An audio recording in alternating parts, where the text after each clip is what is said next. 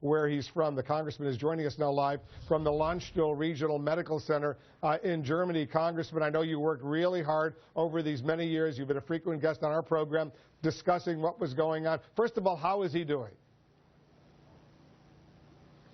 Well, he seems great. You know, I had never met him until today. I had a brief phone conversation with him yesterday, but he's everything I expected. A strong guy with a great spirit who's been through an awful ordeal, but has maintained that great spirit. He comes from a great family. I've gotten to know them so well, and in meeting him and talking to him, it's pretty obvious that he possesses that great attitude that's so much a part of that family. So he's a great young man. I'm just proud to know him. And I can see that smile on your face with the picture with Amir Hekmati. So what's going to happen to him in the next few days?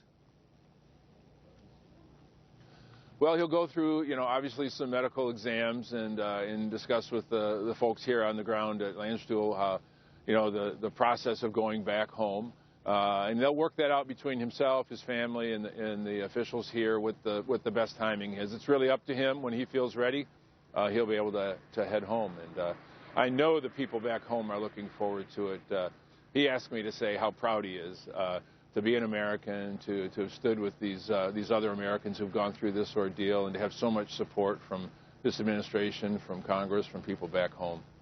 Did he share with you the torment he went through during these 4+ years in a prison in Iran? Actually, the moment we had together before I came over here was really just to say hello, and I gave him a big hug and chatted for a few minutes. And I am going to go back and have dinner with him and the family, and I'm sure we'll get into a lot more detail. And he's got a story to tell, and I think it's important that the world hear it, but it'll come in due time. Did he have an opportunity, or do you know what about these other Americans, how they're doing? First of all, the two other Americans who were there at the Landstuhl Hospital where you are, Jason Rezaian and Saeed Abedini.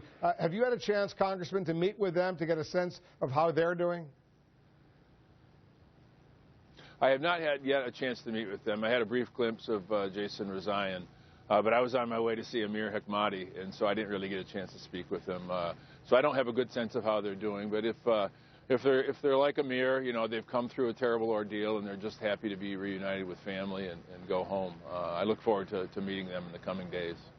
And their family must be so excited, so happy as well. As you say, you got to know Amir Hekmati's family very well, the U.S. Marine. Do you know anything about this other American who decided after being released from prison in Iran to remain in Iran? Because there's a lot of questions surrounding that particular case. What, if anything, can you share with us, Congressman?